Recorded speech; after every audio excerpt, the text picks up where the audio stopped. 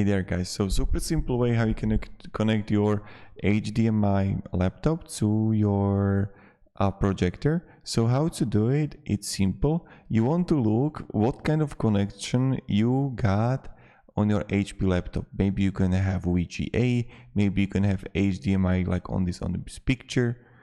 And then what you need to do, you need to come to your projector and you need to check what kind of projector like supports things.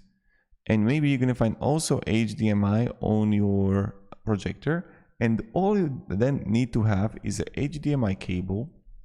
Then you're gonna actually connect the HDMI cable on your laptop to your projector. And this is how you're gonna do it. It's super simple.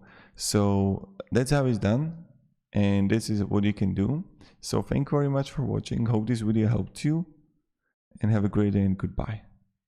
And if there is possibility you're not going to have HDMI, then you need to connect it through a different way. For example, VGA cable to HDMI. So, and you need to then buy something like this. That VGA would go to your laptop and HDMI to your projector, or you're gonna have just VGA.